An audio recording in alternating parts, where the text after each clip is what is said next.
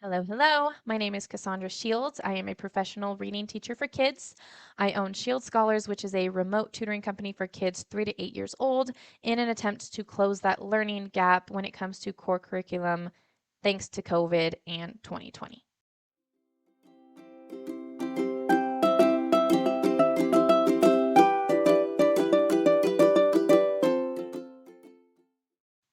All right, so today I am going to talk to you about how to get your child reading independently before they ever even begin school using my Reading Can Be Puzzling program. I wrote this program in 2020. It kind of started by accident when I was teaching my own daughter, who was 3 years old at the time, how to read because everything was shut down. And from there, it kind of blew up. I started using it with other students who I had, my ESL students, and then started my own company by the end of 2020. And everything has just taken off from there because it actually works and it gets results. All of my programs are results based, meaning that all of my parents and my clients that enroll, they are going to get something very tangible out of these programs. It's not just an enroll and kind of practice and see where we end up. It's actually results based. So you are paying for something very specific. Okay, so let's hop on into it. Now, if you're wondering, I don't know, who is this for? This is for parents of children ages 3 to 5, maybe a little bit older. If you have a 6, 7, or 8-year-old who may be a little bit behind or need a little bit catch up, or there are some very specific reading struggles, this is who that is for. And those parents who want their child set up for success before they actually start going to school, because you've probably heard me say it before. Our school system, our public education system, is not what it should be. We should have much higher standards for what that is because education is everything, right? And we are just really not seeing the results that we should be from that. Okay, so I'll leave that there. I'm going to stop my rant right there. This is also for parents who are maybe worried that their child is not getting the right support at school with their reading, or they want them to reach new heights with additional support. I work a lot with getting kids way ahead. That way, you as the parent, you don't have to worry about them. You don't have to worry about them not doing their homework. You don't have to worry about them falling behind in school. Because if you're a parent and you know this, if your child comes home from school and you're like, hey, baby, what'd you learn today? What are they going to tell you? Every single time they say, nothing. I don't know. I don't remember. Right? Okay, so how are you going to know until you actually have your one-to-one with the teacher, which, let's be honest, that does not happen as much as it needs to. Also, parents who value their child's education, obviously, all of us, and want them to build a bright future and career, I'm going to tell you right now, a bright future and career usually comes from doing well in academics. Now, that doesn't have to be just reading, arithmetic, writing, right? The standards. It could be from almost anything. But you cannot get good at something unless you learn how to do it properly, starting from the ground. We're starting at baseline, going up. Now, I'm going to tell you, and I will say it to every single parent who I talk to, reading is the most important skill set for your child to have when it comes to all other academics. Okay? Do they have to be a reading teacher when they grow up? Absolutely not. But I'm going to tell you right now that if they cannot read well, they're not going to do well in other academics going forward because it's frustrating, it's hard, or it's boring.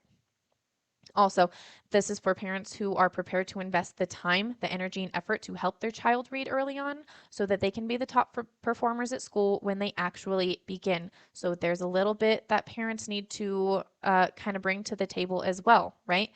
Just like you're responsible for feeding your child, you are responsible for helping them to learn how to read. Even if you're given all of the resources, you're given everything on a silver platter, you are responsible for implementing it. And then finally, parents who are looking for a very clear, actionable plan to help their child stay motivated to enjoy learning to read at home. Okay, so I'm going to give you everything that you need on a perfect silver platter with a bow, and there's pretty brand colors, but I need your help in implementing it. Okay, so here's what you're going to learn today. Number one, my proven method, the VAL framework. I'm very proud of that. Okay, if you know anything about me, anything that's punny, play on words, so is the VAL framework. I'll explain later. Number two, the biggest mistakes that I see parents and teachers make all the time. Number three, how to work with me long term to get your child reading at a first grade level before they ever even start school. Now, the biggest flex I get on this is, why do we need them to learn how to read? Can't we just let them play and be kids? Absolutely. I don't know why people think I like tell my parents to lock their child up in a cellar for 8 hours until they sound out, their CVC words. I don't get it. Anyway, it's very, very fun. Classes are very fun. They're interactive. They're very engaging. They're live with me, and they are group classes with peers of their age. So they actually have a lot of fun. Okay, but we'll get into that later. Let's talk about these two at the very beginning because that's really what you're here for, right? First, I need you to make an agreement. I promise to show you the 5 steps on how to get your child reading above grade level without the tears, without the fighting, and actually pretty quickly, but you have to actually take action on everything I share. So I'm going to give you everything that you can, but just like on TikTok, on Instagram, doom scrolling, you can learn so much from free content, right? But until you actually implement it, it does you absolutely no good. So just promise me that you are going to actually utilize what I'm going to tell you today. Now, if you're wondering why your child isn't interested in reading, that's a big one, you feel overwhelmed as their parent trying to teach them, it seems impossible to get through to them, and a previous tutor, maybe you've already hired someone and it didn't help, you're wondering why all of these are happening. Now, a lot of my parents come to me and they're like, they were assessed for learning disabilities. They were assessed for ADHD. They were assessed for autism. They were assessed for dyslexia. And on and on and on and on and on it goes. And oh, I talked to their doctor about getting them on Adderall.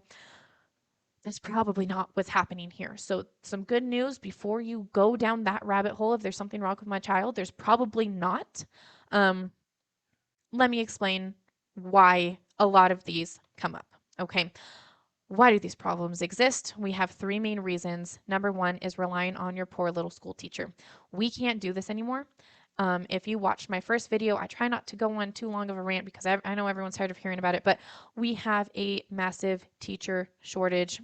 I have a statistic somewhere that by 2030, we're going to need like 350 billion teachers or something like that. I don't remember what the actual number was, but it was insane, and that's worldwide. This is a worldwide problem. It's not just happening in the United States, it's not just happening in developed countries. It is literally everywhere. All right. So before we could rely on the school teacher because we had classrooms with the main school teacher and usually 1 to 2 TAs to help out, and only 15, 16 to 20 kids in the classroom. Now we have 1 teacher, and who is at this point, our teacher shortage is so bad that this lady right here, she's holding up this flashcard. She might not even be a reading teacher. She might not have any idea what she's doing. We're just throwing bodies in classrooms because we need someone there to supervise them or the schools are liable. Okay, so I'm going to try to leave it at that. But we have 1 teacher now who is responsible for hitting all of this core curriculum, especially in an elementary school. They need to know reading, writing, math, science. They start social studies in the beginning of elementary school now. And 1 teacher is responsible for all of that curriculum. All right. But guess what? She's not trained in all of that curriculum. A lot of elementary school teachers specifically are not. When you get to middle school and high school, we usually have 1 teacher who is very niched down. You have a history teacher, so guess what they teach? They're teaching history. If you have a math teacher, what is your math teacher teaching? It better be math, right? And we're starting to see even some issues kind of spread out even in high schools. Now we have PE teacher teaching biology because they just need a body in the classroom, but you are putting everything on her. And now it's an average of 30 to 35 students, no TA, no bathroom breaks, overwhelm, and then a lot of them are new because a lot of our seasoned teachers are leaving because we are not paying them what they deserve. We're not treating them as humans. And so what are you supposed to do here? What is the teacher supposed to do? If your child falls behind, I'm going to tell you right now, if we have a group of these little kids right here, let's say this is my classroom. Now there's probably plus 20 more kids, first of all, right? Now, this kid's raising their hand. They might know that word, but what about this kid over here? Is she going to know that he's falling behind? No, I guarantee you no. Because even if she notices, hey, Timmy, you haven't answered in a while. What happened? Do you know this answer? Let Timmy try whatever it is. You know what he's going to say? Yes. I kid you not. If you Call on a child who was not ready to answer your question. You ask them something very specific. What is your name? What is this word? You're expecting a very specific answer. You know what his answer is going to be? Yes. That's it. Yes, they have no idea what you're talking about, but they're not going to raise their hand, especially this age group. We don't have the what do you call it? What do you call it? The courage in high school to raise our hand and be like, I don't get it. I don't know what you're talking about. This isn't happening with elementary school kids. They're not going to raise their hand in front of their entire peer group and be like, "Hey teacher, I have no idea what you're talking about. Can you slow down? Can you explain it to me? Explain it to me like I'm 5." If she's already explaining it like to 5-year-olds and they still don't get it, what do you do there? Now, usually we don't even notice that they're behind until they're way behind, not just a little bit, way behind. You can't just send your child to school anymore and expect them to learn what they're supposed to be learning without some outside help. Usually that falls on the parents. What if you don't know how to help them? Then what do you do? And if you sit down, if you are a parent of an older child, I know that you have sat down with them in one way, shape, or form. Maybe it's just to play a board game, trying to explain or teach them something. It can be so frustrating, right? If you know, you know, okay? Can't rely on just the school teacher anymore. Now, this one surprises a lot of parents. Reading at home. Why is there a big X here? Because this doesn't necessarily help your child. Wait, what? I thought I was supposed to read with them at home. Sure, absolutely. Reading at home with your child, having a reading schedule, reading with your older kids at nap time, reading at bedtime, whatever it is, absolutely. But that doesn't actually teach reading. Does that make sense? So think of it this way. You drive your kids everywhere in a car, right? You drive them to the bus stop, you drive them to the store, you drive them to friends' house, birthday parties, drive them to school, whatever it is. But did that teach them how to drive the car? That's kind of what we're doing here. And we get frustrated because we're essentially skipping over all of the learning opportunities and thinking that reading to them is teaching them how to read. Because if you're a millennial, you grew up learning to read, the idea was reading is an innate skill.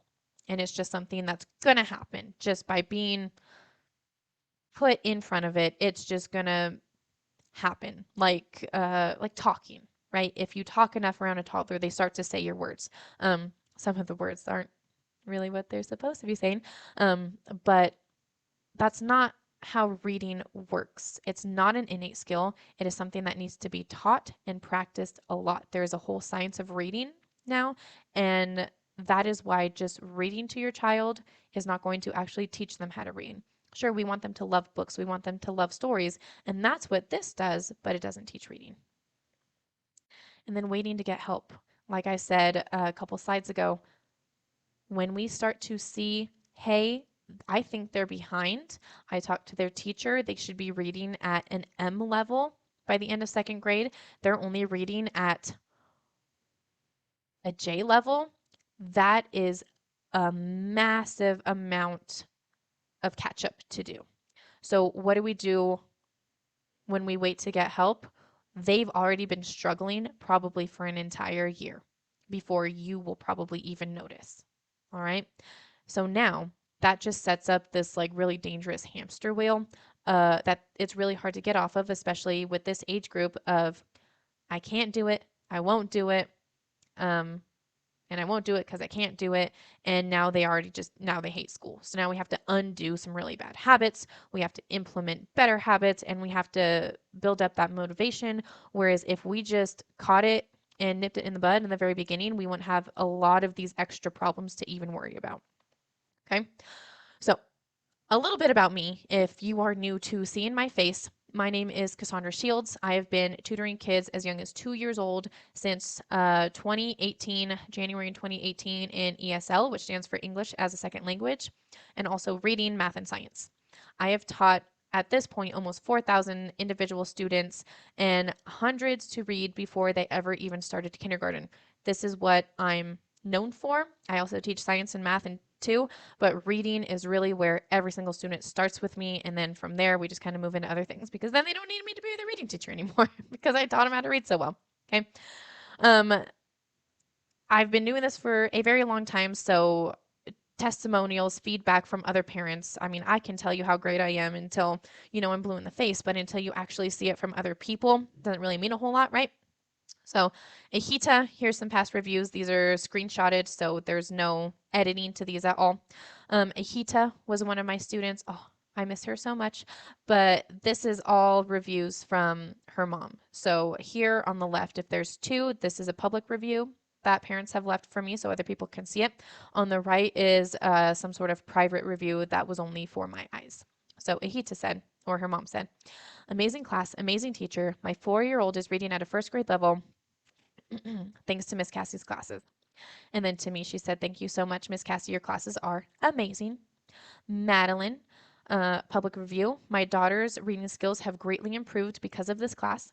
She looks forward to this class each week. I thought she would have trouble flipping back and forth from Nearpod, and I'll tell you what Nearpod is in a minute, but that wasn't the case at all. Nearpod is her favorite part of the class. Mrs. Shields is so patient and helpful with each student, and she makes sure each student fully understands the topic that they're working on.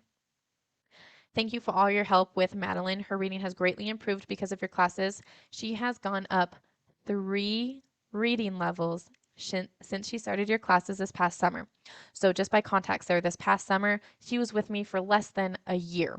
I think it was between like 7 and 9 months that she was with me consistently. 3 reading levels. That's massive. That's massive, okay? You have eased my worries because she refused to try to read. She was all about math, but since beginning your classes, she enjoys reading so much more. Thank you so much. There's Nolan. He was adorable. We have been doing OutSchool. Now, this is when I was still on OutSchool. Now, if you go to OutSchool, you will see some classes under my company. I no longer teach on OutSchool, and my specific reading programs are not on OutSchool, especially the results-based ones, because I just work privately now. But we've been doing OutSchool for a year and have been trying countless classes. This is the best class my son has ever joined. I mean, that's a lot. They do a lot of classes, and to be called the best one on the platform, that feels really good. My son is so motivated by Miss Cassandra. After each class, he always goes to pick up a book and start sounding out the words. He loves using Nearpod as a tool. Highly recommend this class and Miss Cassandra. Thanks for teaching my son to read. I think Nolan was 3. He may have just turned 4 while we were doing this class together. Giselle, she did several classes with me. My daughter learned how to read and sound out her words from this class. The way she teaches her students to read is so innovative and enjoyable for the kids. I wish it was longer, but the worksheets are great to practice outside of the class. The use of Nearpod was my daughter's favorite part of the course. I highly recommend this class. So let me introduce you to reading can be puzzling. Like I said before, I love puns and plays on words. So we use puzzle pieces to kind of ground what we're working on, because think about it, when we are teaching little kids how to read, we're still in English, but we are essentially teaching them an entirely new language when it comes to written language. It's quite different than spoken language, okay? So this is what we call concrete learning, and I'll explain that in a little bit. But what you really need is the vowel framework. This is a framework that I came up with. I made up, so you're never going to see this anywhere else outside of what I'm doing. But it's called the vowel framework. So when you start my classes, or if you do any of the free classes in my Facebook group, you will know that we focus a lot on vowels. And I tell my students all the time that if you know how the vowels work and all of those rules that go with vowels, and short vowels, long vowels, the bossy E rule, the ghost letters, the schwa sound. I mean, it changes all the time. But once you know all of these rules, you can read, and you can read really well. Okay, so we're going to break it up. The A in the vowel framework, right? The vowels A, E, I, O, U, if you're not familiar with them, but the A stands for amp up. The E is for evaluate. I is to improve. O is for operate, and U is for uncover. So let's break it down. What's that mean? At this point, grab pen and paper. I want you to write some stuff down. We have a lot of research that shows actually physically writing down notes versus taking notes on a phone or a computer or a tablet. We have much better memory. So read it, write it, say it. Grab an actual dinosaur pen and paper and take some notes so you can comprehend what I'm giving you and then utilize this later, okay? Even if it's like, well, I'll just watch the video again. No, take some notes because that helps you learn, okay? All right, so if you need to, pause, go get dinosaur pen and paper, and then come back. We're going to talk about the pillars. Okay, Pillar number one in my Battle framework is amp up. Students are not traditionally given enough time to master the basic skills needed in reading, which causes an unbelievable amount of pressure and frustration, especially in such young children who are already learning how to emotionally self-regulate. We as adults cannot self-regulate. Go on TikTok, Instagram Reels, whatever, and hashtag self-regulation, emotionally self-regulation, whatever it is. You will see thousands of videos come up. We as adults are not good at doing this, yet we expect kids to know how to do it. Therefore, when this is already something that everyone needs to learn, when external forces reinforce that a child cannot do something, then they can't. Children's worlds are very black and white. Something is good or something is bad. Something is black or something is white. Something is yes, something is no. There's really no context in between. There's no gray area because that's just the developmental biology of the brain.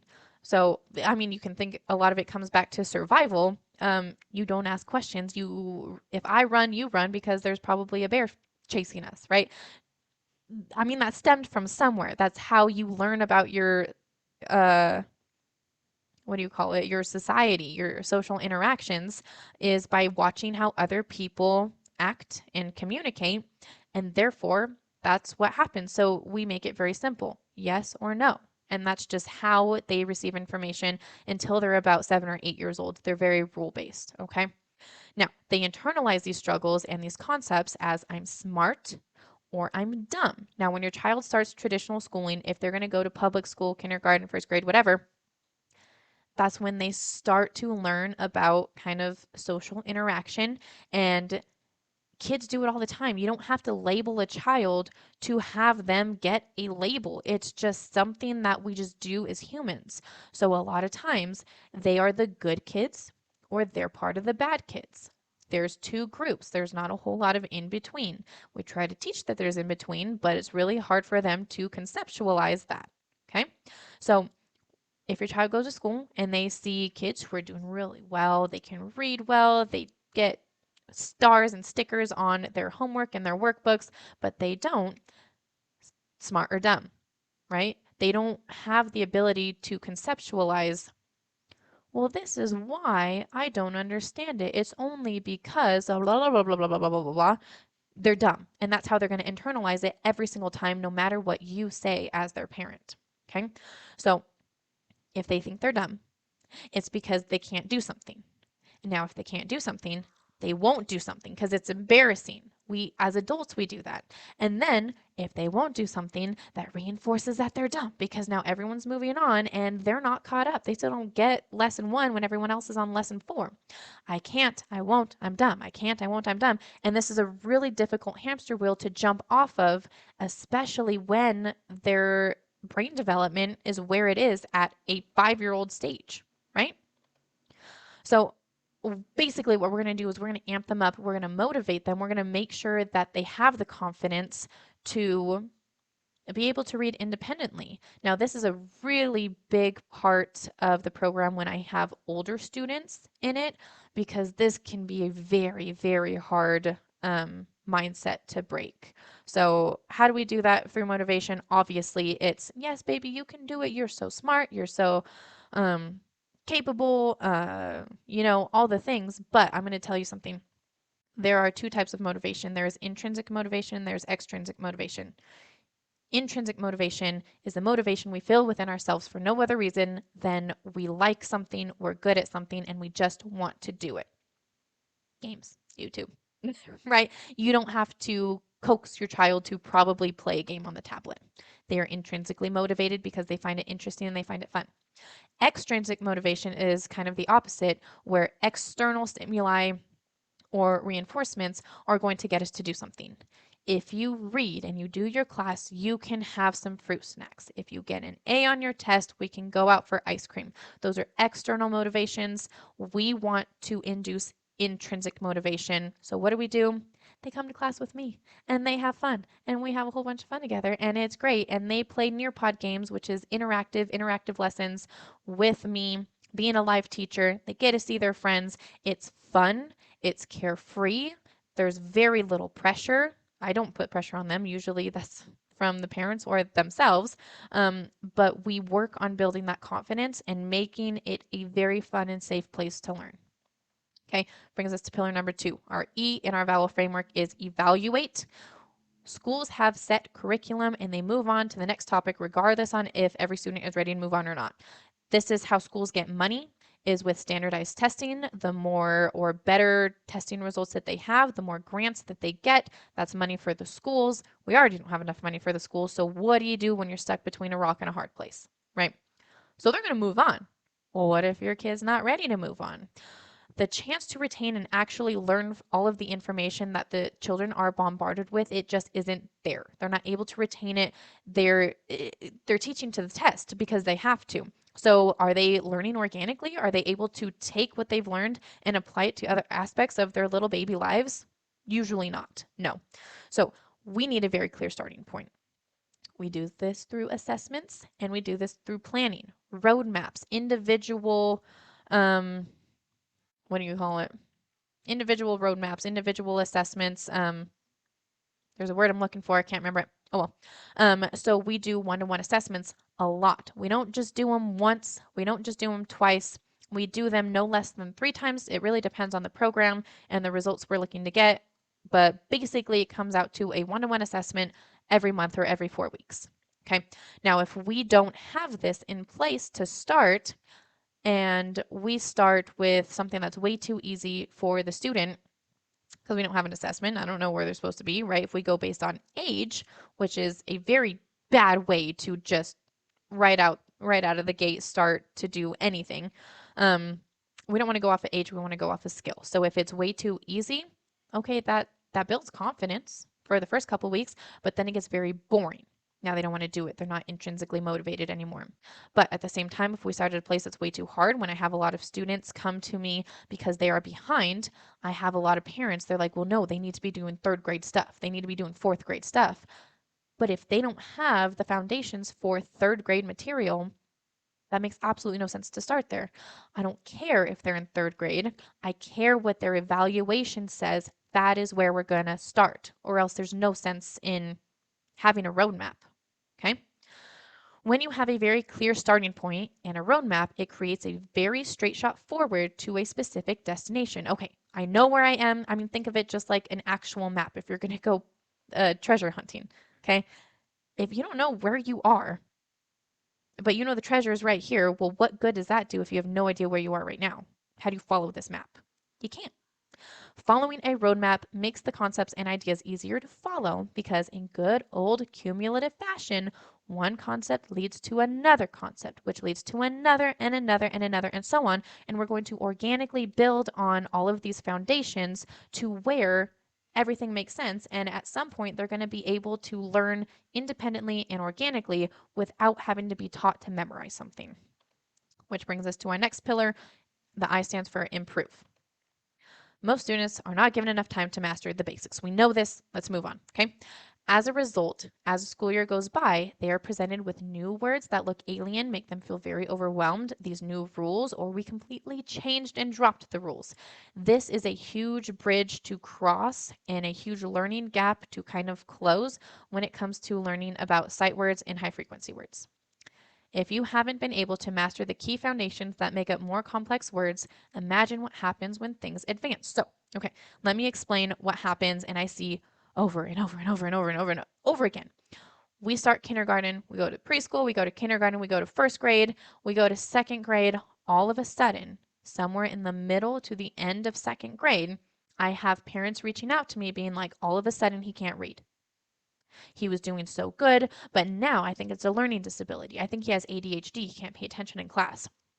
I am not going to speak on learning disabilities. That is up to you and your doctor and your psychologist and your family, okay? But I will say that usually those tests come back negative. Even if you were just looking at ADHD, you're not looking at dyslexia, you're not looking at autism, you're not looking at anything else in between. Just to get an ADHD diagnosis, and a proper one, can be very expensive and very time consuming. There's a lot of tests, okay?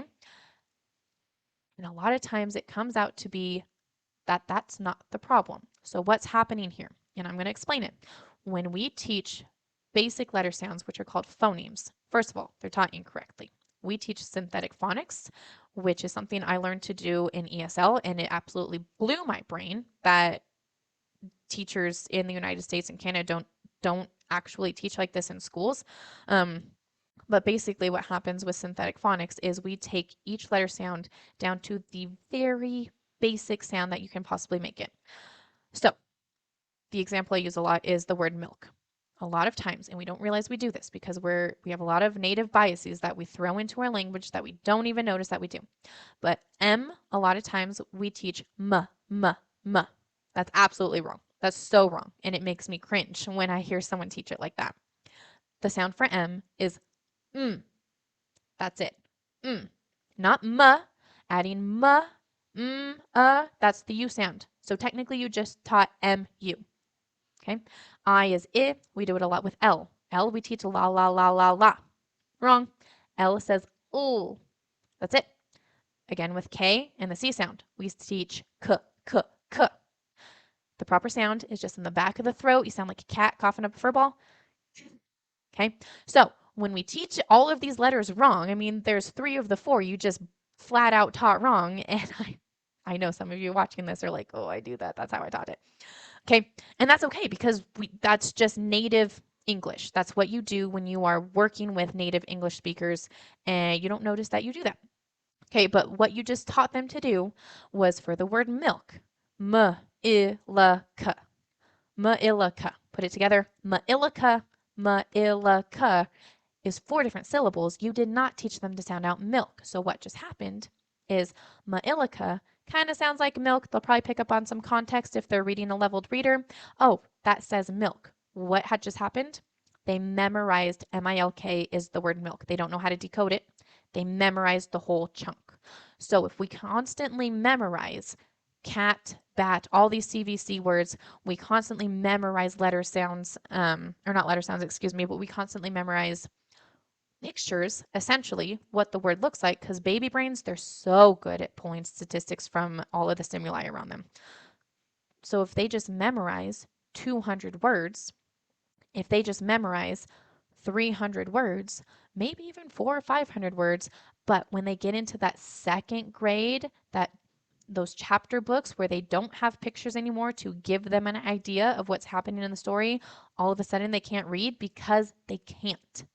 And what's going to happen is when they get into these harder words, like, I don't know, the words improve or enough or presented, overwhelmed, foundations, all of these words, they don't know what they say because they don't know how to decode each specific sound or chunk of letters. Like tion says shun. It doesn't say to eons. Okay. So yeah, no, they can't read because they're not able to memorize anymore and just work off of rote memory. And that is what we see happening all the time with our 7, 8, and 9-year-olds. So what they need is to spend more time mastering the foundations using synthetic phonics, being able to use sight words and high frequency words. In my classes, we call them popcorn words because it's just way more fun. And we make sure that they have a very strong base. Think of it as a root system. If you watch my earlier video, you can't just pluck an apple out of thin air. The apple has to attach to a stem, to a branch, to a trunk, and to a root system, or there's no apple. Okay, so just throwing flashcards at sight words and stuff like that at them, it'll work for a little bit because memorization, sure, that's what our brains are for. We're very good at remembering things. But eventually, use it or lose it. If they don't use it, it doesn't make sense anymore and they're going to forget. And all of a sudden, you're like, we worked on this. Why don't you remember it? Memorization doesn't work. That's not something that we should really focus on. So we make sure that they have a very, very strong base when it comes to decoding, as well as sight and high frequency words. And those definitions are rooted in something that actually makes sense to them so that they remember organically. Okay. And this one, research tells us that learning to read is not a natural process. So just, oh, well, they'll get it eventually. I guarantee you they probably won't. If they're struggling with the foundations, they are probably not going to get it. You need a different system. Written language is a code, yet children are not taught those codes properly. That is a problem. Which then brings us to number 4. Okay, we improved on everything they learned. They have the phonemic awareness. They have sight words and high frequency words. Now we need to operate on everything. Schools have a curriculum to follow, which means that they do this and then they do this. Even if it's taught in a cumulative fashion, they're not given enough time to actually practice and digest what's been happening. We need to see them repeat and practice and operate on these skill sets to continue to learn and remember things. So, one of the best business advices I actually got a couple of years ago was to always be reading 2 to 3 books at the same time. Because for me, and the way my spicy brain likes to work, is I like to finish and hyper focus on one task until it's done and then move on to another one until it's done, or else it gets overwhelming for me. But when it comes to reading, we should always be reading 2 to 3 books at the same time. So, one chapter in book 1, one chapter in book 2, one chapter in book 3, all in the same day, instead of finishing book 1 first. Now, why do we do that? That sounds really frustrating, right? Because books start to talk to each other. I know that sounds crazy. I know it sounds crazy. They don't obviously physically talk to each other, but when you read book 1, maybe it's a parenting book, and maybe book number 2 is a book for pleasure. Harry Potter. I don't know. I don't know many books for pleasure. I read business books. Anyway, or a business book, and they all start to talk to each other, even if they are in completely different genres. The same thing happens with kids, okay? If they're able to take one concept, message, learning, skill set, whatever it is, and cross apply it to something else, that could be books, that could be YouTube videos, that could be worksheets, that could be going to the library, it could be street signs outside, it could be just the billions of stimuli around them every single day. We need to have time to take what they're learning and apply it to different things, different parts of their life, different books, videos on YouTube, to really kind of anchor it to be able to induce that organic learning. You're going to hear me say the term organic learning probably 150 more times before this video is over, because it is so important. We don't want to memorize flashcards. Now, I love flashcards. They help me. They help me compartmentalize things. So I'm not saying don't use flashcards. I'm saying don't teach with flashcards and have that be, don't work on memorization. It's just not gonna be there for the long haul. Okay. Okay, so that brings us to pillar number 5. Our U stands for uncover. What they really need is to be able to build transferable skill sets. So obviously these all go in order, right? You want our O to come before you. They need to operate on those skill sets, practice, repeat, and then to uncover different things comes last. We do this by helping students to immediately maybe put on paper some words that they've been reading and build those comprehension skills. What does it matter if they can sound out words, but they don't know what they're reading about? So this kind of moves into comprehension. When you're actually reading books that are age appropriate, level appropriate, you can start working on foreshadowing, comprehension. Oh, who is Bob in the story? They can point at the picture. What do you think Bob's going to do? Uh-oh, what problem does Bob have? Right? So we're working on comprehension, writing. Writing is a big one, especially when we're taking things that they know up here and putting it down on paper without copy paste. So when you're learning how to write, obviously copy paste, this is how you write a G, da da da da da. But when they're actually writing to write a message, they have those foundations. So they're able to remember, if they want to write the sentence, I went to the park. They remember it's a big I because they're very important. That's how we teach it. Went, and went. And they're able to do that without copy pasting. So that is uncovering their skill sets, and it helps them confirm what they've been learning has stuck and the repetition has worked. So, quick recap. Amp up, number 1. Remember, these are all in order. A-E-I-O-U, that's how we say it. That's how it is. Step 1, amp up. They need that intrinsic motivation to be able to have the confidence to do this.